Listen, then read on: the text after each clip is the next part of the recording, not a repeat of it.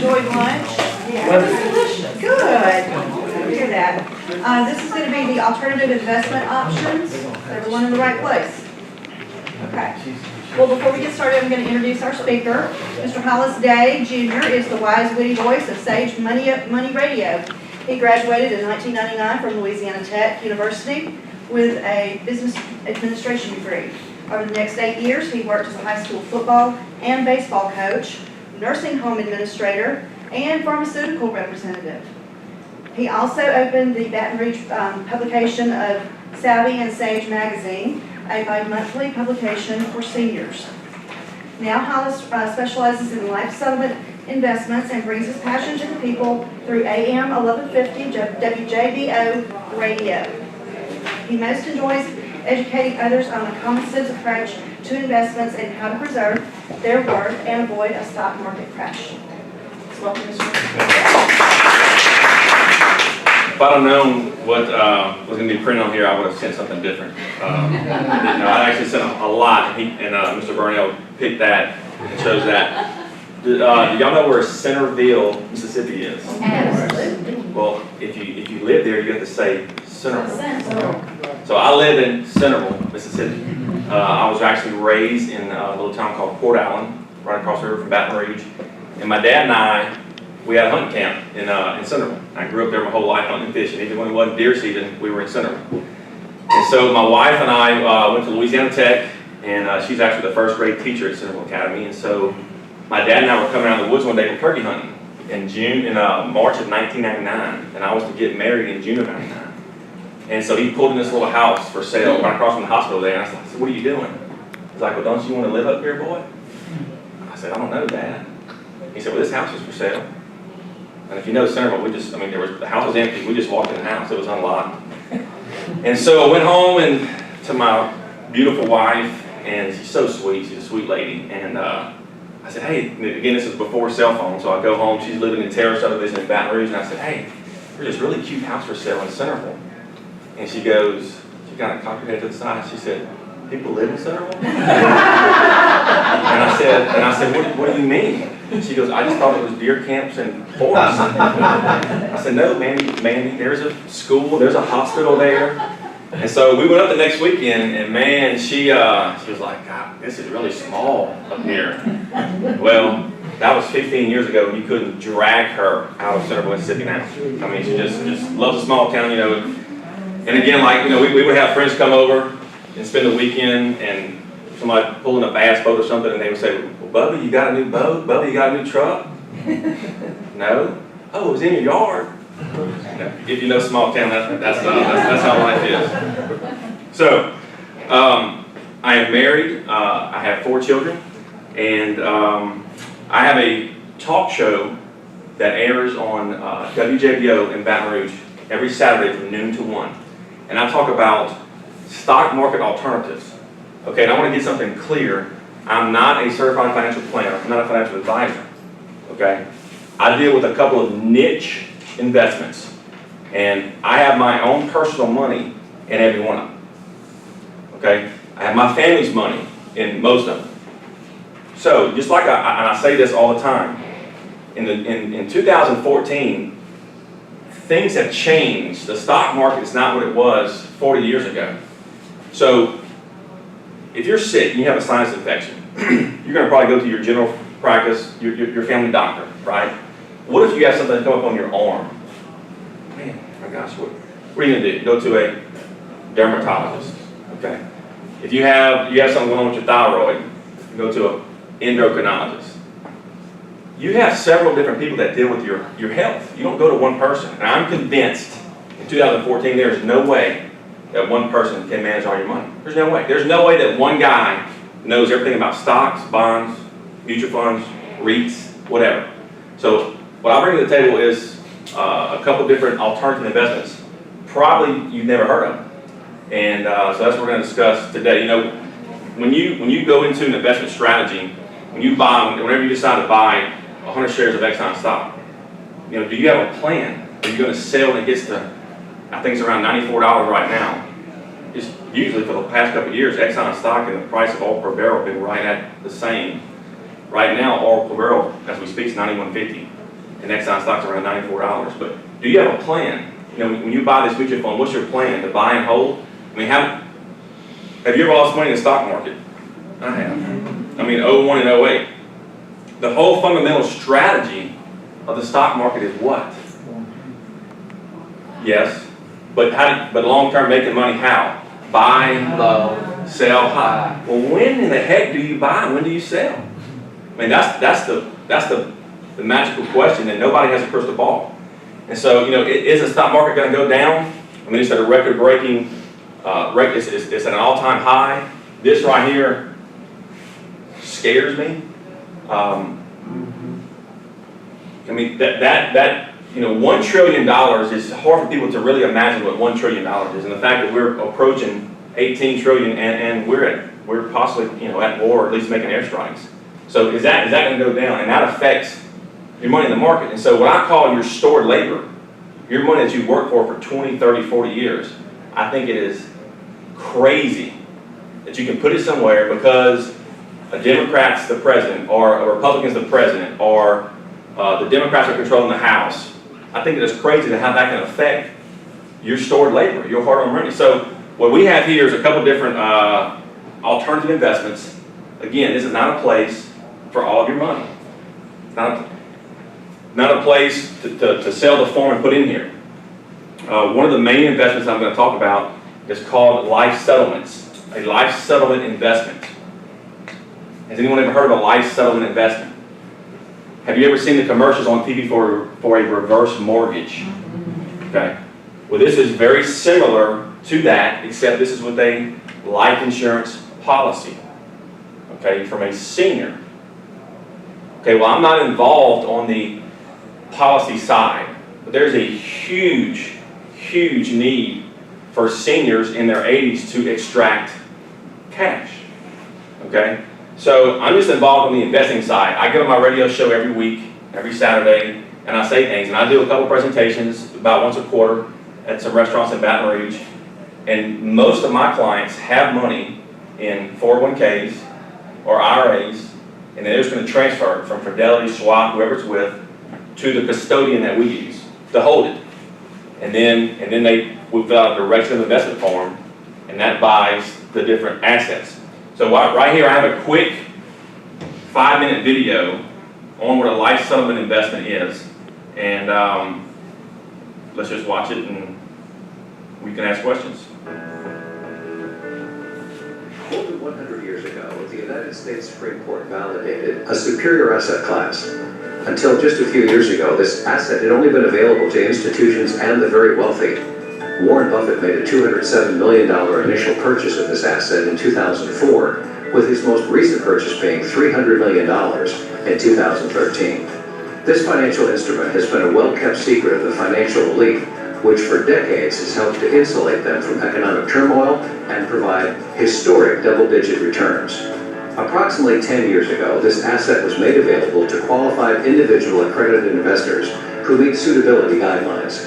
Because this is not a stock, bond, mutual fund, or real estate, it is not well known among individual investors. The mainstream brokerage firms do not offer it. Therefore, they have little to no knowledge or education to share with their clients. The asset is called Senior Life Settlements. It may be the greatest investment you've never heard of. A life settlement is simply the purchase of an existing life insurance policy by a third party. This transaction may be a huge benefit to the seller of the policy. Prior to life settlements, the only options available to the seller were to let the unwanted policy lapse or surrender it for what little cash value had built up. Very large universal life policies are submitted for consideration by senior Americans aged 78 and above who no longer want, need, or can afford these policies. Senior Americans benefit from selling their policies because it enhances the quality of their life and their standard of living in their sunset years. Investors benefit by purchasing an interest in the policy with a known face amount, the death benefit, at a substantial discount. When the policy matures, investors will likely have a profitable result, with the payout coming from a legal reserve life insurance company, without the roller coaster wild ride of the stock market. This is truly a win-win for everyone involved. There is a company with over a 2-decade history of acting as the buying agent for such policies on behalf of the investors. The company identifies, qualifies, and arranges for the purchase of life insurance policies suitable for investment. This company has already arranged for the purchase of more than 6,800 of these policies, with more than 2,600 of them paying out full benefits to all investors thus far. The company has successfully completed more than 152,000 life settlement transactions without any investor losing money in their entire portfolio. In fact, since October 2011, this company has paid more than $130 million to over 4,700 individual investors. Returns on policies that have matured during this period have ranged from a low of 2.6% to a high of more than 145% average annual compounded return. To research the track record of this buying agent's performance, you need look no further than the matured policy investment document covering 12 years and attested to by an independent accounting firm. This document shows returns to investors far greater than a 10% average annual compounded ROI. This is in spite of 2 major market crashes in 2001 and 2008. Imagine if your IRAs, trust funds, or long-term investment cash were in a similar position to enjoy these kinds of returns over the next 5 to 10 years and were backed by companies like MetLife, John Hancock, Pacific Life, Prudential, and other top-rated insurance companies for their payouts. Well, you don't have to imagine any longer. More than 30,000 existing investors will enjoy $2.6 billion in payouts during the next few years. Yes, you did hear me correctly. $2.6 billion over the next few years, regardless of the financial cliff, political chaos, Mideast upheaval, European financial crises, wars, price of oil, interest rates, business cycles, and stock market crashes. We all know that it's not a matter if, but when another major market correction or market crash will hit, whether it will be in 2014, 15, 16, or 17. It's just around the corner, and it is inevitable. In the economic collapse of 2008, not one investor out of more than 24,000 lost a single nickel due to the market crash. In a 3% 10-year treasury market with CDs and annuities all paying out about the same, this is the greatest instrument in existence for providing security in principle and growth with no market risk. Virtually every market forecaster and economist alive are predicting that the next 10 years will be more challenging than the past 10 years. You can now utilize this superior asset class to avoid another 2008 collapse and to provide you with the financial peace of mind that you deserve, and to protect what you've worked so hard to create. Please call or email. All right. You ever heard that before? Nope. All right, what I have here is a couple handouts. Well, and what's funny is, you know, when I meet with people, usually when people call me, they've heard me on the radio several times, and then they make a phone call, and we'll sit down for a cup of coffee or my office. And a lot of times they bring us back to their broker or their CPA or their attorney. And you know, if you're going to buy a Ford, you're not going to hear about a Chevrolet on the Ford dealership. And what's very ironic is sometimes some of these large brokerage firms, and I can, you know, depending on who it is, but you know, obviously there's a conflict here. If someone's managing, if one of the big brokerage firms is managing someone's money, and this person decides to, and you decide to transfer $100,000 or $150 or whatever it is into some life insurance policies, well, now he's managing less. So a lot of times, you know, I get beat up on, company gets beat up on, and it's just proven. I mean, Warren Buffett, you said, you know, Warren Buffett has 2 rules to investing. Number 1 is never lose money. You know what rule number 2 is? Don't forget rule number 1. Okay, probably most folks in here have a life insurance policy on themselves or their spouse, even if it's a small through work or whatever, or you have an annuity. Have you ever heard of a 48-year-old widow having to sue New York Life because they didn't pay the death benefit? It's never happened. You know, I challenge you to do your research on legal reserve life insurance companies. Legal reserve life insurance companies. John Hancock, New York Life, MetLife, they're huge. So, you know, and I see a lot of people's entire portfolios, and I think there's a place for stocks. I think there's a place for bonds. I think there's a place for annuities. Well, you know, why are annuities so popular? They're low risk. Who issues annuities? The same companies that when you invest in this. So, life settlements is, the sale of an existing life insurance policy from a senior. I'm not on that side of the business. The policies come to us. I work with a company called Life Partners. I have a contract with them. They're in Waco, Texas. They've been around 24 years. They are the ones who invented this asset class. They do nothing else. This is all they do. So they have relationships with estate planning attorneys, CPAs, and brokers. And Miss Jones is 84 years old. She has this $7 million life insurance policy that she took out when she was 52 for probably estate planning purposes. And she wants cash. Well, what does she do? I think it's safe to assume that they all go back to the carrier. They probably all went back to New York Life, MetLife, whoever the policy's with, to see the cash value. Well, for number's sake, if it's a $1 million death benefit, and these are all whole life and universal life policies, let's say the cash value was $300,000. So if she surrenders that policy, she's going to walk away with $300,000 cash. Y'all with me? She could possibly sell it and get $420, $350. I mean, if it's anything higher, it's a no-brainer for her to put more cash in her pocket. So all these policies, they're big. They're anywhere from $1 million to $10 million. We just have so let me go ahead and talk about the big elephant in the room. Yes, you collect money when a senior passes away. You understand that? You get paid when a senior American that sold their policy, when they pass away in 2 years, 8 years, 10 years, whenever it is. So whenever someone decides to invest in this instrument, let's say $100,000, we're not going to put that $100,000 in one policy. I was in the same room this morning, and Peter did a great job talking, and he said the word discount several times. And I say discount all the time. That's the whole key in this investment. You're buying a known asset. You know, life insurance is an asset. It's like my grandfather's Rolex that I have that's sitting in my jewelry box that I'll never do nothing with, that I'm going to pass down to one of my kids. That's an asset. Your minerals are an asset.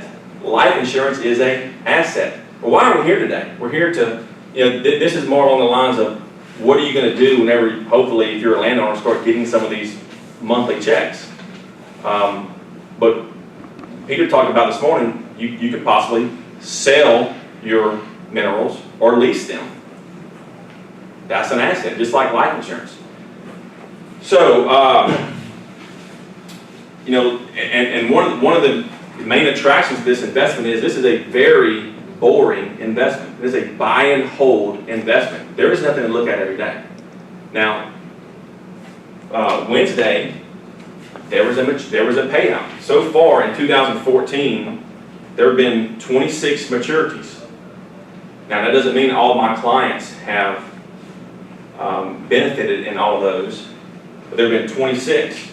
And I mean, listen to some of these returns: 15.5%, 101%, 7.7, 12.96, 30.27, 4.81, 30.10. It just goes on and on. I have it, for 2012, 13, 14. So you can see the value in being in more than one policy. And so again, whatever your amount is that you have in IRAs, 401ks, obviously you would not, you have to decide on what you want to transfer into this. There is no penalties or taxes to transfer money from custodian to custodian. All you're doing is just moving it. Now, the custodian that we use, Provident, they do charge a fee to open an account, but you're paying it now for that Fidelity or Schwab anyway. So let's talk about the risk. I love talking about risk. Well, just like I said earlier, why are annuities so popular? Well, they're low risk. So, if for some reason one of these life settlement policies does not pay out, you're going to be upset with me. But you know what? Life won't even matter. I'll be answering my door with a shotgun, scorching for food in Centerville, if New York Life ever can't pay a death benefit. If Mass Mutual ever can't pay a death benefit, these won't even work because legal reserve life insurance companies are that strong and they're that solid. The name says it all, legal reserve life insurance company. Insurance companies have to have reserves to pay out death benefits. I mean, why do you, I have a wife and 4 children, and, you know, I pay, well, I have a couple different insurance policies, but if there was any doubt that they would not pay my wife if something happened to me, I would be an idiot to continue to write that premium. I'd be a fool. There is no doubt. Again, you've never heard on the news of someone having to sue Mass Mutual or New York Life to receive a death benefit. Does anybody have any questions so far? I do. I'm not clear on this whole thing. Does your company buy my universal life policy and I make the profit on it that way?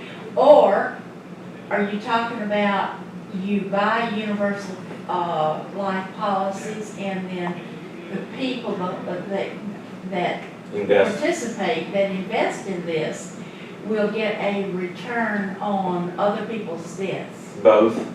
I've been on the radio for about 2 years. I've been doing this since 2007. Okay, I do a couple different investments that you can see right there, but, you know, and they're all non-correlated. So the last 2 years, I've probably gotten about 5 phone calls from seniors that have heard me talk about this on the radio saying, hey, I want to sell my policy. And I say, well, I'm not involved on that side. Let me give you the person who is at Life Partners. So I just give them the information, they go from there. I'm strictly on the investing side. But yeah, I mean, there's just seniors who raise their hand and say, hey, I want to sell my policy. You know, we don't go knock on doors. Everything comes to Life Partners. And actually, this investment's over 100 years old. It actually has been adjudicated by the Supreme Court in a court case called Grigsby versus Russell. I forget which one was the doctor, one of them was the patient. It was in 1911 when it was ruled on. The patient was running out of money. Now, why would you want to sell your life insurance policy to your doctor? Might be a conflict of interest there. But I think it was Mr. Grigsby was sick, and Dr. Russell said, hey, I can't treat you anymore. And he's like, well, I have this life insurance policy. Anyway, they purchased it. The physician purchased it. Well, upon his death, he went to collect a death benefit, and the life insurance company said, we're not paying you. You're not the beneficiary. He said, oh yeah, I am. We changed the beneficiary. And anyway, it went all the way to it was in Ohio, I think in Ohio, it went all the way to the U.S. Supreme Court. That was in 1911. So like today, I'm 38 years old. Y'all could put money up today and buy my life insurance policy. But statistically, I should live a long time. So I'm not going to get much for it, okay? And you know, at the end of the day, we're closer to death every day. I mean, I'm a Christian and I have a lot of hope. But I can tell you this, I don't want the word hope at all affiliated with my investments, period. I don't want hope. I don't want to hope that I get in this investment and then that my broker bought it at a certain price and sells it later, or I hope an oil well hits. I mean, we can all kind of hope in that, but I'm not depending on that. I'm depending on the money that my own personal money that I have in this. I don't have to worry about hope. Because what? Unless your name is Elijah or Enoch, we're all going to pass away. I mean, at the end of the day, that's what it is. And you know, those were 2 Old Testament prophets that the Lord just took from the earth, and there was no funeral for those guys. I have a couple of questions for you. I know a lot of whole life policies will bill cash value, and some people can use that to actually pay the premium.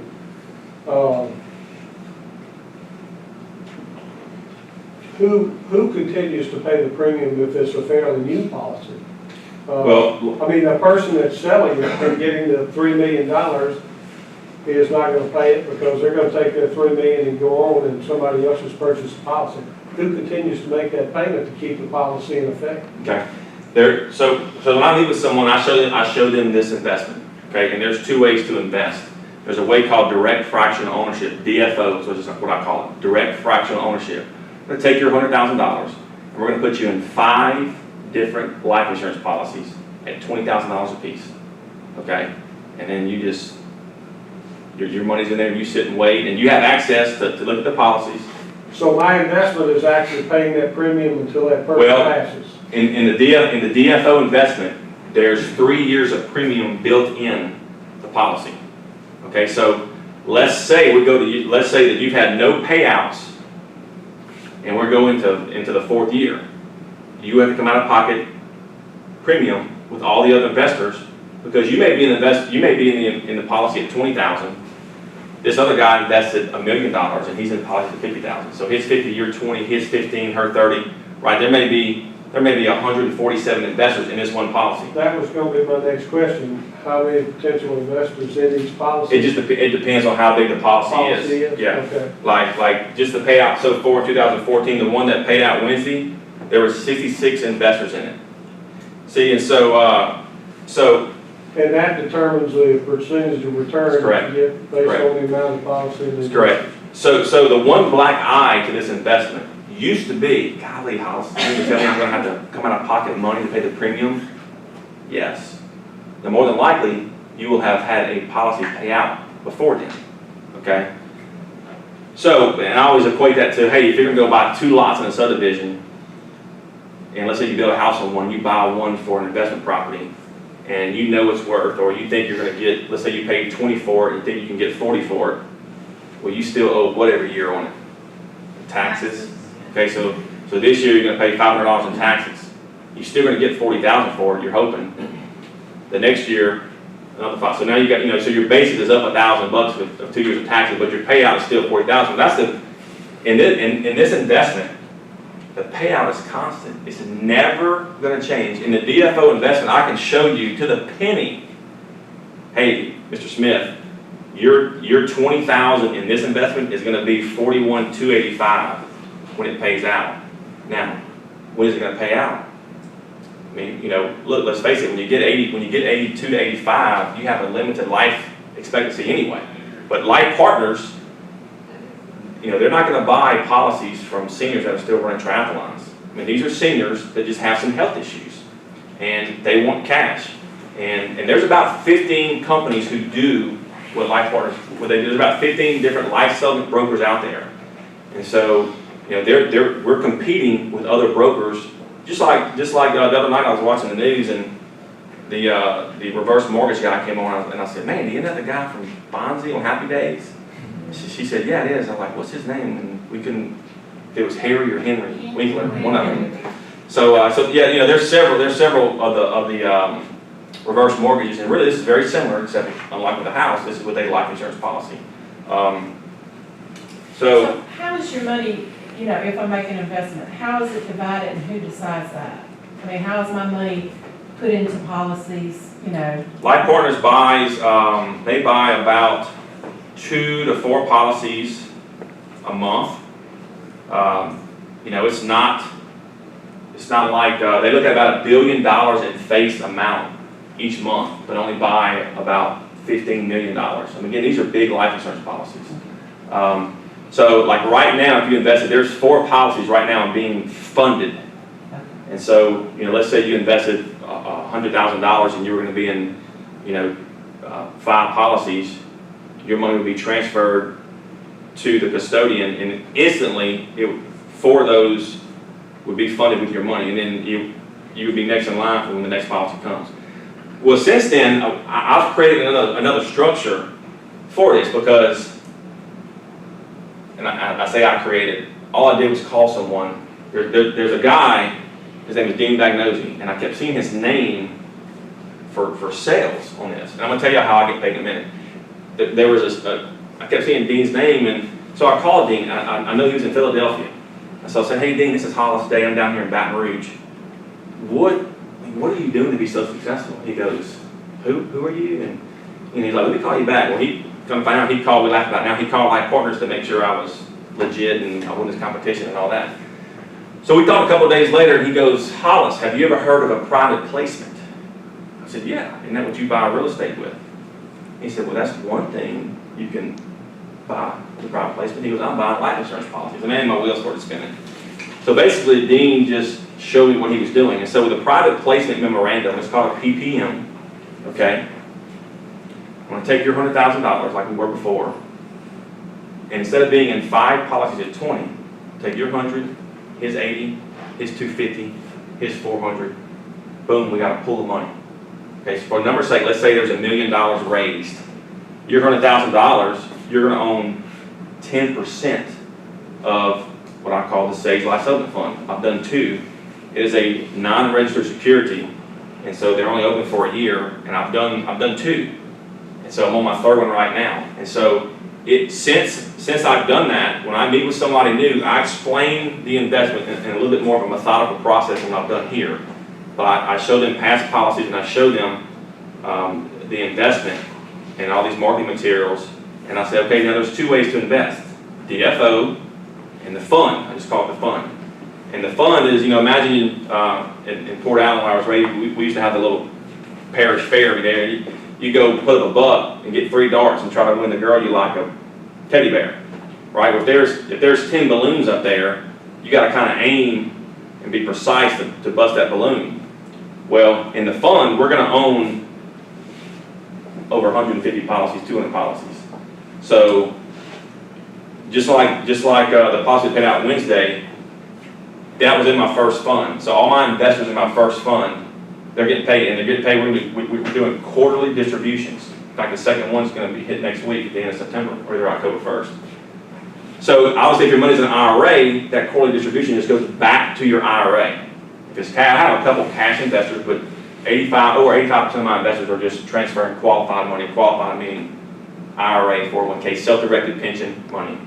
But if it's a cash investment, you get the cash. Does that make sense?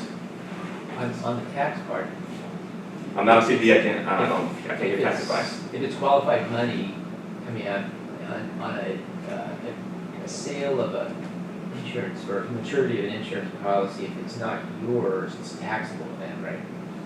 But if it goes into an IRA, is that what do they call it? Is it other operating income or something like that? Is it still taxed coming into your IRA? No. Whenever a maturity happens, like, see right here, I have It's called non-related income, non-related business income.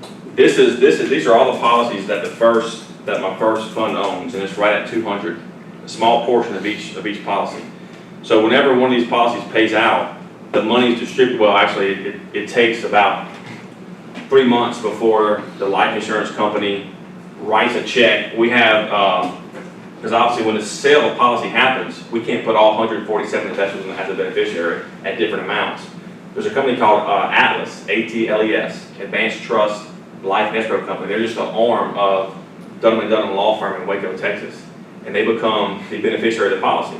And they keep up with, okay, Peter owned 0.5, he owned 0.5% in this policy.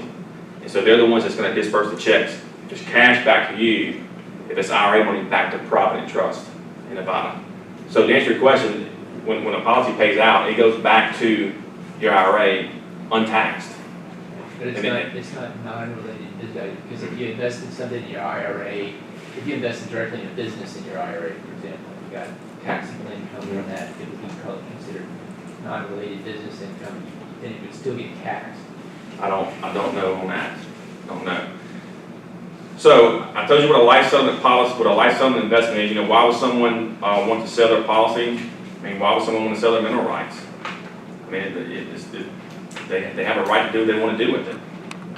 Life insurance is an asset. We only buy policies from American A-rated life insurance carriers. Now, Life Partners says they will buy it from a B-rated carrier. I have never seen in my 7 years with Life Partners a B-rated policy bought. Now, sometimes insurance carriers, like right here, let me get one maybe it's not too. Security Life of Denver, they're an A+ rated carrier. Well, they could be reclassified as a B-rated carrier next year if their reserves go down, or sometimes that can happen. But if you look at all the policies on here, John Hancock, MetLife, Transamerica, it's all the big companies. So this just goes a little bit on why someone would want to sell a policy. Why would you want to buy a policy? Again, I always say, hey, this is not a place for all your money. Only a place for the money that you just can't afford to lose. You can't. Again, if you're looking to build a swimming pool in your backyard next year, this is not the place for it. Now, your money's your money. If someone wants to invest $100,000 and for some reason, contacts me a year and a half later, I want my money back, it's your money. You can do what you want with your money. I've never had that happen. I don't think I have one unhappy investor. I don't think I have one investor that's ever regretted doing this. But they're just making this one of their investment strategies to go along with their mutual funds, their bonds. So Life Partners have been doing this 24 years. This all started with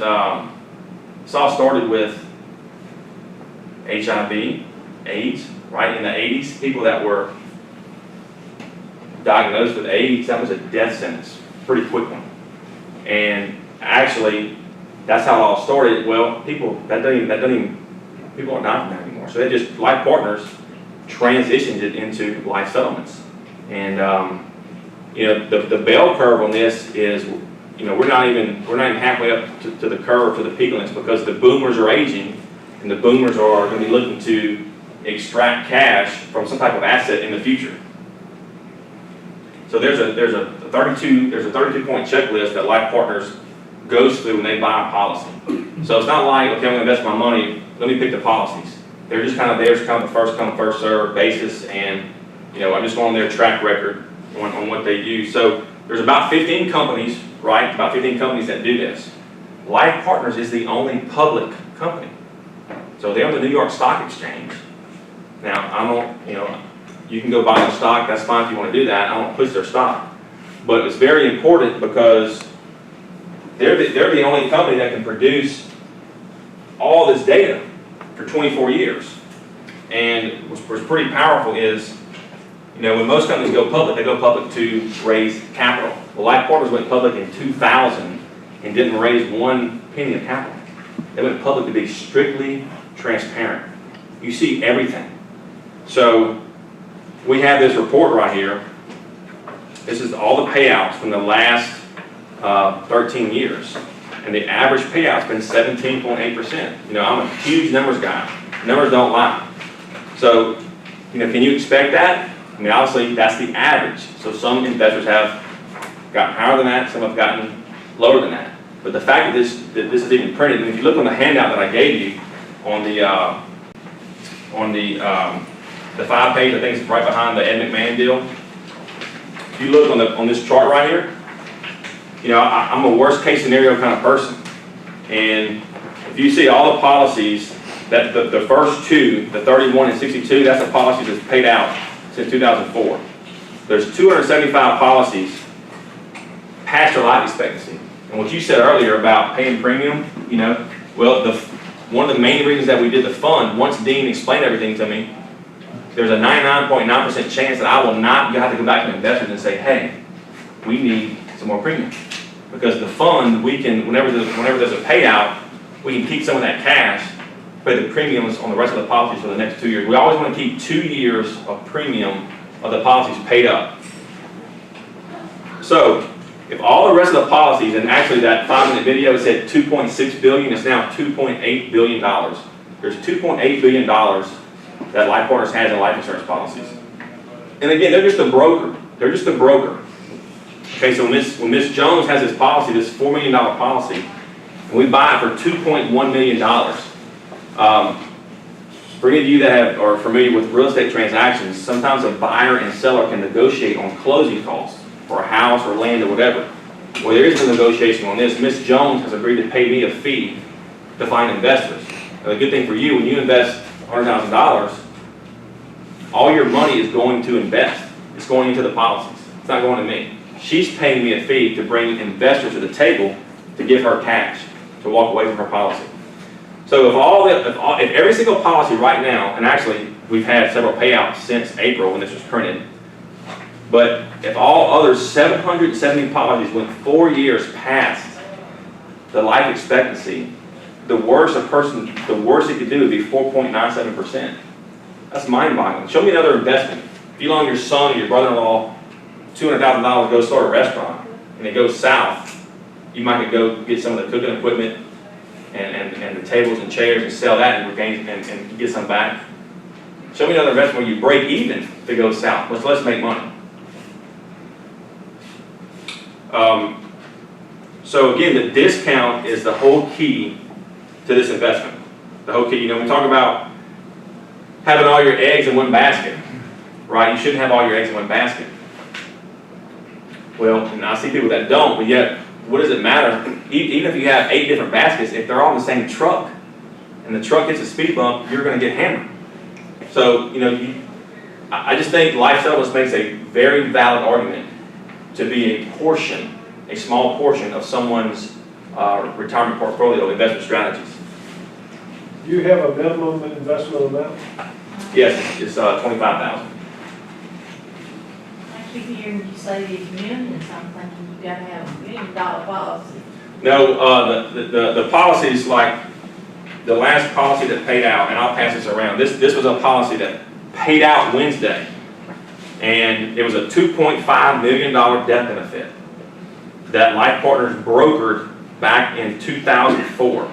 So this policy paid out about 10 years later. It was a 4.84% return. Is that a home run? No. But you can see the value in being in more than one policy.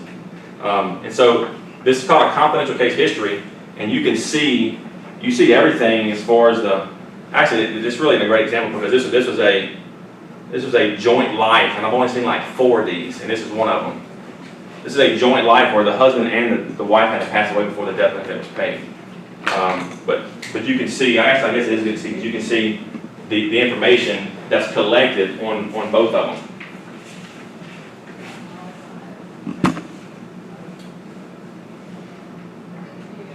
All right, so just kind of moving on to the second investment strategy that I had back there, secondary market pension. Secondary market pension. Same concept as this. You have retired military personnel that are looking for cash. So how do they get it? They can sell a portion of their pension. I mean, did y'all even know that existed? So now this investment is a little bit different. It's very similar to life settlements, but it's different in the fact that it's a 5-year or a 10-year investment, and you know exactly to the penny what you're going to get paid every month. This is a great tool for monthly cash flow. Again, IRA money, all it does is go back to your IRA every month, every single month. And just for numbers' sake, $100,000, if you invest $100,000, that's going to be 60 payments of $1,937 for a total of $116,000 after 5 years. Now, I like to compare this to a 5-year CD. I know a 5-year CD, you could go borrow against it. But a 5-year CD, your money's locked up for 5 years. It's non-liquid 5 years. This right here, you're getting monthly cash flow every month. So again, this is like a 2.5-minute video right here on what a structured cash flow is, and then we had a little trouble a while ago. I think it plays well enough where you can understand it.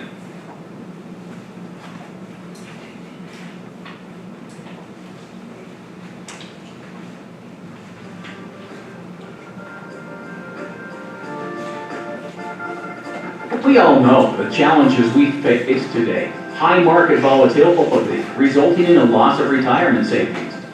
Skyrocketing inflation eating away at our purchasing power. And interest rates at historical lows. There has to be a better way to generate predictable income streams during retirement. And for many, this better way is through access to the secondary cash flow market.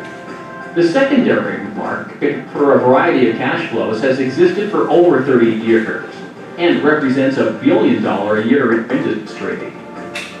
Examples include secondary market pension payments, lottery payments, annuity payments, and structured settlements.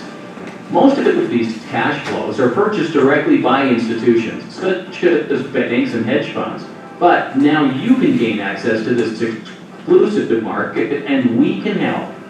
How can we help? We provide individual buyers access to a specialized and otherwise difficult to reach market, the discounted cash flow market. This is where sellers have an immediate need for a lump sum cash advance, are willing to sell dependable future income streams at a discounted price. This provides for the opportunity for an individual buyer to purchase income at payments rates often 2% to 3% higher than found with traditional fixed products, such as bonds, CDs, and immediate annuities. One of the popular types of secondary cash flows is a structured cash flow.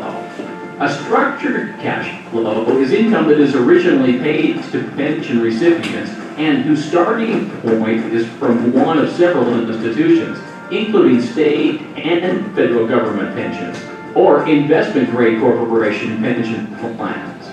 Current rates can range from 6% on a 5-year federal source plan to 9% on 10-year state and corporate plans. The length of the term selected is often 5 or 10 years. One can choose the amount of monthly income desired and the credit risk preferred. Visit structuredcashflows.com to see current rates. Download our structured cash flow brochure and cash flow calculators and learn about risks and protections in place. Work with your referring agent to see. All right, same concept as the life settlement investment. You're a humanitarian investment, a socially responsible. These people are getting these monthly cash flows, their monthly pensions, and they want cash. They want a lump sum now. So this is a way for them to get it. It's a win-win. I mean, again, they're raising their hand, just like a life settlement. Hey, I got something coming here, but I want a lump sum now. Well, you take your money we take your money with a bunch of different other investors, and this is more predictable. It's a 5-year or a 10-year. You see, again, minimum investment $25,000. Money goes back to your IRA, and so let's talk about risk. Well, I mean, do you think the federal government is going to not pay their retired military personnel? I mean, do you think that's going to happen? I mean, when I look at the, Entirely possible. it is possible. It is possible. Just like New York Life not paying a death benefit. It is possible. I mean, anything's possible. But I think it's highly unlikely. Again, if it gets that bad, y'all, where Marines are not getting paid their pensions, life won't matter. It won't, because we'll be truly in survival mode if it gets that bad. And I hope to God that I never experienced that. So this is just another alternative investment. And think about the structured cash flow and the life settlements. They've been around for a while. They've been around to big institutions. Berkshire Hathaway owns over $1 billion. Had it for years. One of the companies, I love it when I meet someone and they have their money with Morgan Stanley Smith Boyne. I love it. I can show them, I tell them that, I explain, hey, there could be a conflict of interest here, but a lot of times they go back to their broker, and then he, like I said, he usually beats me up pretty good. And I'll say, well, look, you need to ask him, why does Morgan Stanley Smith Boyne own $116 million in life settlements? First of all, why doesn't he know that? Number two, if it's such a bad investment, then why does his institution have their institutional money invested in it? So it's been around for a long time, both these investments have, but now they're available to the individual investor. So again, both these investments have nothing to do with what? Nothing to do with Wall Street at all. Stock market's going to go up and down, right? It's going to go up and down. Neither one of these investments are affected by that whatsoever. There is no volatility in either one of these investments. Is there a risk in the structured payments if the recipient dies? Yeah, if the person that's got the pension passes away. Right. There's a huge reserve. There's a huge reserve account, and there's a 5-year or a 10-year term policy taken out on him. Okay. So you back that up with the Yep. life insurance. Yeah. And the same thing with this. I get paid a fee from the guy wanting to sell his policy. So when you invest your $50,000 or your $100,000 in this, all that money goes to the investment. So you can actually figure out, hey, now I had a colleague that's in Amarillo. He had a guy that was flush with cash, and he was paying his wife X amount of dollars child support. And he said, well, look, here's a lump sum. Just let it come from here to her every month, and it actually saved him a little money because he had the cash where he could float it for 5 years, but yet, he prepaid it, if that makes sense. Because you're buying an asset, a known asset at a discount. How much competition in this market? In the structured cash flow? Well, actually, you see some of the, I've never seen anything on TV for the life settlement investments. I have seen some things on TV, not from our not from the company that I use, but I mean, we see it for lottery people and Right. other lawsuit settlements and stuff like that. and this company does do some of that, but they mainly focus on retired military is who they're getting their pensions from. You kept saying that I'm assuming your interest payments go back to your IRA. Right. But if you make a cash investment, why wouldn't they come back to you in cash? Well, it would. It would. If it's a cash investment, you So get. you never have to touch your IRA if you don't want to. Nope. All right, and the last investment that I talked about was McKinney, Texas, and this is great because McKinney, Texas. Y'all know where McKinney, Texas is? It's like kind of northwest of Dallas. On the very back page, it was just printed this week in Money Magazine. They listed the top 50 places to live in the United States. McKinney, Texas was number 1. And I printed out like, well, this is gonna be great for the seminar that I'm speaking at. So this is a townhome investment, and a unit in this is just a tad shy under $56,000. Okay, so this is IRA money. This is great for IRA. You can use cash, but this is great for IRA, 401k, self-directed pension money. And you buy one unit in these townhomes, and like I always preach about, go into an investment with a plan, with an exit strategy, or several exit strategies. And these townhomes in McKinney, we own the land. We bought the land for $950,000. We've already turned away to sell the land for $2 million. I mean, McKinney's a hotbed. There is no more residential area as far as a place like this in McKinney. There's 2 places, this one and another one, because the town's growing too fast. They had to stop. I forget what the word is, but they had to stop. Their infrastructure can't keep up with it, and so we're still in the fundraising stage for this, and ground's gonna be broken probably the next, probably right after the first of the year.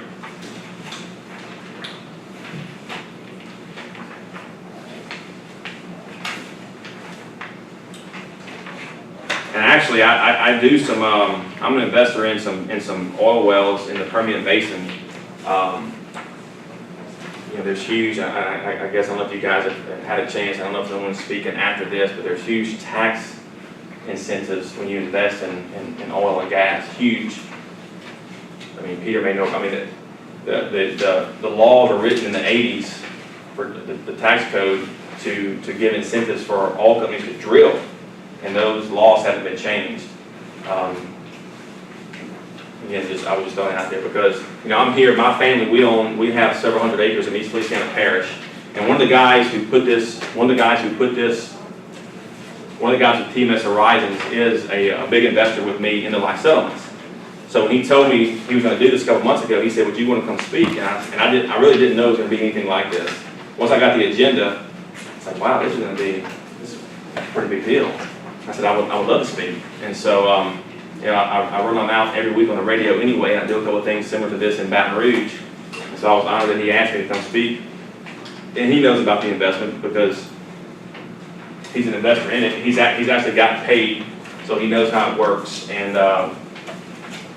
that is it. That's just what I like to talk about. I have lost money in the stock market, and I vowed that I would never do it again.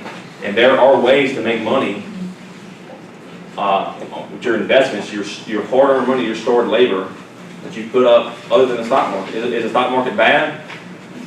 I mean, this is what I understand. Like, what makes it go up and down like every nanosecond? Like, what the fundamentals behind it? I truly don't understand it. I mean, I know the fundamental strategy is to buy a stock at a certain price and sell it. I mean, Apple. They want to make this iPhone as best as they can, as cheap as they can, but still have a good quality product to sell it as high as they can, right? When you go to a steakhouse, they try to get the best quality, best cut of meat for as low as they can to sell as high as they can, but yet not run you off and where you keep on coming back. So anything to do in sales is about the discount, everything. I was a legalized drug dealer. I was a pharmaceutical rep. I sold oxycodone. it's that, you want to sell a product for as low as you can, or you want to mark it up as high as you can. So you want to buy it for as low as you can and sell it for as high as you can. Well, the whole stock market thing, I just don't have the time. Me and my wife are in the taxi cab service without 4 children, to and from sports and school. There's no way that I have time to watch the stock market like that. But again, and not necessarily to beat up on the stock market, I just don't have the time to understand it. I mean, I understand the buy low, sell high, but it's changed, y'all. My grandfather, he had how burning his stock, and when he died, there were some stock certificates in his safety deposit box. What? So, I mean, does anybody even get stock certificates anymore? Those days are over with. They're over with. The fundamentals of investing like that have changed so much. You look at like the big banks. List up a coin. I'm going to make money, or they're going to bail me out. Too big to fail. They're going to take the risk, but yet not pay the consequence if the risk goes south. Well, I mean, how is that fair? It's the same thing in the stock market. I just don't understand what makes, I think 40 and 50 years ago, when people bought stock in Sears and TG&Y or whatever, they believed in the CEO, they believed in the products. Well, now people are buying stock just because it's a penny stock or it's the new hot. What were you saying this morning, Peter? Alibaba. Yeah, what the? What is that? How did the IPO come out at like $60 a share? Like, what made it jump up to 100 in a couple of days? I don't know what it is. And I'm guaranteed there's a lot of people who bought it who don't even know, what it is behind it. So I think it's a bunch of crooked people running. That's what I think. I agree with you, man. And they're profiting when that happens, and we just don't know about it because they're behind the scenes. Just like on American Greed. Yeah, But absolutely. you think they show everybody that it's guilty? Look, I have an investor who invested in this. He invested $2 million in the Stanford Group, in those CDs that went to Antigua. Okay, and I offended him when I first met him because he actually received $400,000 in interest payments, and I was like, so you really lost 1.6 million? He's like, hell no, I didn't. I lost $2 million, Hollis. I'm like, well, you were paid $400,000. He's like, I lost my principal. And of course, Sorrel in Stanford's in jail, and he's still denying the whole thing. Like, where's the money at? Where'd it go? I mean, I know he lived a pretty extravagant lifestyle, but so everybody that has life insurance on themselves, this is, the life settlement, you're just kind of investing on the back end of it. And I have a couple physicians in Baton Rouge that love it because they can get this and go. I mean, some of these, I'll pass this around. Some of those, can't pronounce some of the diagnoses and medicines that people are on. Again, they give the life expectancy. The life expectancy is just, they do that before the process. That really has nothing. It's good to see that, but the whole key to the investment is a discount. You show me another investment that's still profitable in 14 years, and most of these policies are profitable somewhere between 12 and 15 years. So I have the fund. Okay, the fund. So the fund eliminates having to come out of pocket. Because I have some DFO investors who've got to come out of pocket money. But they understand that. I explained it very well in the get-go. They've had policy, they've had maturities to help offset some of that. Well, the fund negates that. There's a 99.9% chance that we will not have to ask investors for any money going forward. Because we're just going to keep some of the proceeds that pay the future premiums. So you say you're running 2 funds right now? I say running, and really I'm the fund manager. It's really nothing to manage because I'm the fund manager because I'm raising the money for it. Okay. But once it's there, partner. right, once it's there, you see your ownership, you see all the policies you're in, and there's, one guy said, Hollis, what happens if you get hit by a train tomorrow on the way home? How am I going to know? I'm like, what if your Merrill Lynch guy gets hit by a train? What do? You're going to call Merrill Lynch. You can call Life Partners. They have all your information. They know what policies you're in. Any questions about anything? It's a very interesting concept. It's an out-of-the-box investment. That's why it's called an alternative. It's a non-traditional investment, a non-Wall Street investment. I like to say non-correlated. Correlated, if you got hammered in 2008, if your 401k got hammered, it's because your portfolio was correlated with Wall Street. Yeah. You need some non-correlated investment strategies in there. So when that market does do this, part of it's not affected.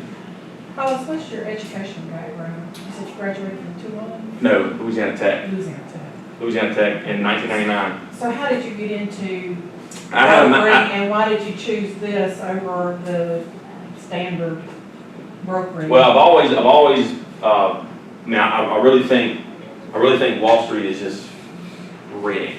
I mean, I think it's rigged for the guys that they don't take any risk. I mean, they get to take the risk, but don't get to suffer the consequences. I had a magazine in Baton Rouge called Savvy and Sage. I've always been sort of the entrepreneur spirit. I had a magazine, was doing well with it, and a guy called me to place an ad in the magazine. And we met at Starbucks on Perkins Road for 4 hours because he called me and he's like, I want to place an ad about life insurance policies. And I said, you know, what are you talking? He could tell my magazine was geared towards retirement people. It was direct mailed into 8 parishes around East Baton Rouge Parish. And so we met, and I was just like, why would somebody not? So once he explained it to me, broke out some of the same things that we have here, I was just saying, why would someone not invest in this? Why would you not do it? I kept just trying to poke a hole in it. And I was like, I want to do this. I want to sell this. I can sell this.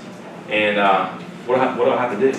Well, I have to get my life insurance license. Well, the next week, I was taking the prerequisite requirements to get my life insurance license. So that was in 2007. And so, just like my friend Dean Magnosi that I said about the private placement, my friend, I have a friend, Mike Tollison, who was the founder of CC's Pizza. Has everyone heard of CC's Pizza? Mike was the founder of CC's Pizza and sold it for a god-awful amount of money. And Mike's a huge investor in life settlements. Well, Mike was doing some training at his house because he played football for Texas A&M, and he was showing this to his friends. And so I went over there to his house, and there was about 30 of us there. And there was a guy who walked in the door, and someone said, hey, there's Mark McKay. I said, Mark McKay? I kept seeing Mark McKay's name and Dean Magnosi's name. Well, I told you what I did with Dean. I did the same thing with Mark. Mark, from Hollis Day, down in Baton Rouge. What are you doing? How are you so successful? He's like, well, I'll talk to you in a little while. By the grace of God, we both ended out on Mike's back porch eating our shish kebab. And Mark and Marcy are sitting right there, and I'm just picking their brain. What are you doing? They live in Amarillo. What are you doing in Amarillo? How are you getting so much business? Because I went from owning a magazine to something in financial, right, with no really financial background. Mark said, well, Hollis, I have a radio show. Radio show. Broke my iPhone. My mind started racing. So I left Mike's house about 10 o'clock, went back to the hotel where I'd already paid for, got my stuff, was driving to Baton Rouge. Left Dallas about 10, pulled over in Ruston into the baseball field parking lot to get a couple hours of sleep. Woke up about 20 minutes later to a flashlight shining in my eye. And the guy was like, can I help you? I said, no, Mr. Police Officer, I'm just getting some sleep. He said, well, you can't sleep here. I was like, I'm an alumni here. I play baseball right there. And he's like, that's fine, but you can't sleep in the parking lot. So I went and got some gas and some coffee and drove from Ruston to Baton Rouge. I didn't know where WJBO was. And I got there about 6:30, and I was waiting for them to open the doors because I wanted to be on the radio. And that was in May of 2012. They didn't have an opening until July. And so my first show, they called me and said, hey, we have an opening for Sundays at 6 a.m. Man, who's up at 6 a.m. on Sunday unless you're Catholic, going to early mass? And so I called Mark. At this time, I'd known Mark for about 3 months. He kind of mentored me, and he said, do it. So I started. And it was 5 shows before I had my first phone call. And I was on there on Sundays at 6 a.m. for about 14 months. And then I went, and my ratings have increased every quarter. And I went to Sundays at 9 for about 4 months. And then I went to Saturdays at noon. And I have a pretty good prime spot. I was just named one of the top 100 financial shows in the country. I didn't even know I was in the running for it. They go by ratings. So I got a phone call. I got this nice, pretty big plaque with Sage Money Radio and my picture and all that. And so I just talk about things that most people don't hear about. And it's really just an education process. It's just learning about things. And people have told me no to this, and then people have told me no, and come back a year later and say, hey, I want to do this. Because, hey, with your permission, I send out a newsletter about twice a month. Can I keep you on my email list? Oh, yeah, that's fine. And, they get the emails and they send me back a question, and it's just an education process. on a non-traditional investment that I feel is low risk and about as solid as there is. Hollis, you said you have to have your life license, but you don't have to have a Series 6? Nope.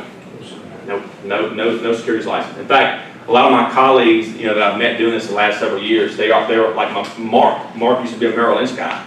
In 2001, he said he was losing sleep because his clients were losing money, much to his no avail. He was just putting them into things that his higher ups told him to put them in, and so he got out of it. He got out of the market, and then he discovered life settlements in like 2004, and so yeah, Mark and Amarillo, and we do the same things, and things that just aren't affected by Wall Street. But yeah, no securities license.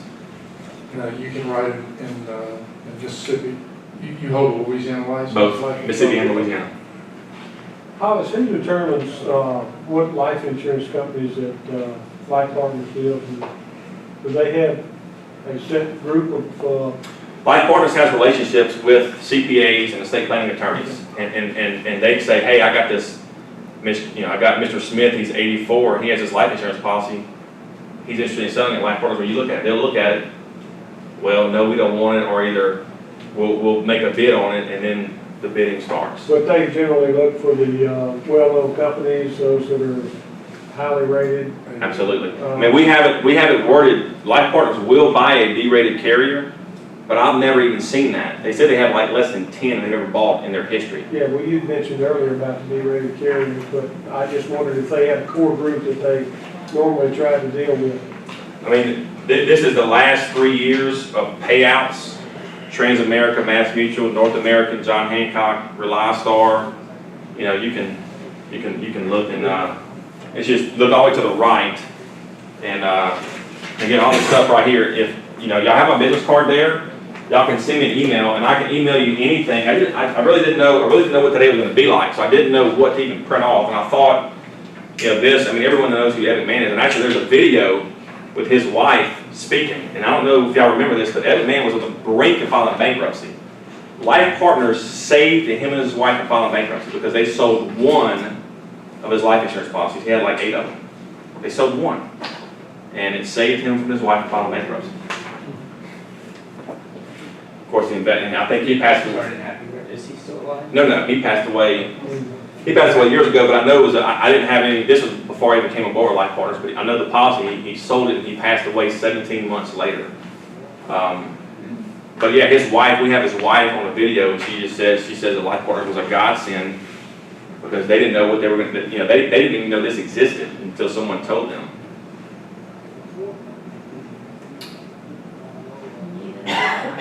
Ma'am? Neither did I. Do you know? Well, and the fund, just the investment's gotten better because of the fund. And like I said, since I've done the fund, I've shown this to so many people, and not one person has invested the old direct fractional ownership way since the fund has started. They still have that option, but the fund again, it just Diversifies.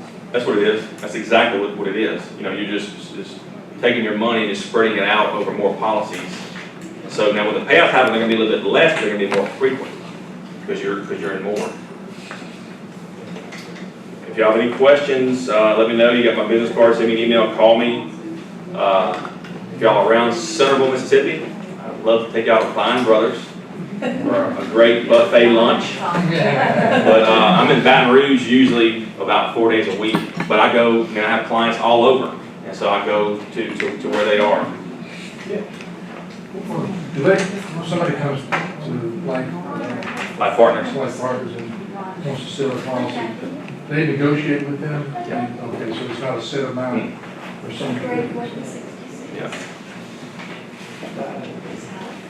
I actually went to Waco in late July, first time I've been to the corporate office, and I got invited to go, and Mr. Pardo, the CEO of the company, he's come to Baton Rouge several times to do a presentation with me. In fact, if y'all go, if you want to learn more about this, go to my website, Saves Money Radio, and look up here at the Life Settlement tab where it says Life Settlements, and this is about a 50-minute webinar, but it's with my friend Mike Tollison and Mr. Pardo, who's the CEO of the company, and they're talking. Actually, the first this is the 5-minute video that you already watched, but you come down here and fill in your information, and this is sent to me. Okay, I'll get this email just showing that you watched it, and it's about a 50-minute presentation, but they go over everything. See, this is the deal. Wall Street doesn't like this investment because Deutsche Bank has tried to buy this company, and Mr. Pardo said, no, I'm not selling it. Well, then all of a sudden the SEC looks into the company for fraud because some people were living out past their life expectancy. We're getting the life expectancy just there to give a reasonable amount of time. You know, we have over 30,000 investors. Every policy that's ever paid out has been paid out to the investors. So the SEC has sued Life Partners. Life Partners has won. And then the SEC was trying to say that this is a security. Well, it's not a security. It's a life insurance policy. So, anyway, all that's over with and done with. But, in fact, Mr. Pardo said that he was trying to get the attention of Wall Street back in 2004, 2005. I think he said it on the webinar. He goes, but you know, they were making so much more money in something called credit default swaps. And Mr. Pardo, he's 71 years old. He's a Vietnam veteran. He's a phenomenal man. And his brain, just, you know, how he transitioned this investment from viable settlements to life settlements. But, you know, he's, you know, I'm being very polite here. Like me and this guy back here, I can tell he and I are on the same page talking about the crooks and the big banks on Wall Street. It's just, you know, I feel very strongly about the way some of these companies operate. You know, I just don't see how, you know, I was telling somebody earlier, when you go to the grocery store and you buy $100 worth of groceries in your basket, you don't wonder, as you're strolling to the cashier, how am I going to pay for this? Do I have any cash? Do I have any money in my account? You better have cash, or you better have money in your credit card. Well, you know, why is the national debt? You know, that's a whole other subject on politicians. You know, I think politicians should be elected for one term only in anything, period. You know, this is just one term. Just like Peter said earlier. The first one about the, I mean, you hit the nail on the head about why was this law made? What were you talking about? You don't have to report the cash payments for sale of minerals. You can buy minerals cash and not report it. Now, does that sound legal? It is. Well, I wonder why. Because probably some congressman owned mineral rights 40 years ago. I mean, seriously, that's why it's legal. Like, what's the price of stock for Life Partners? I think about $2.10 right now. What's the net worth of the company? The company has zero debt and has about $13 million cash in the bank, and all that's public. And I can email you all that stuff. Zero debt. All right, thank y'all for listening. Good deal.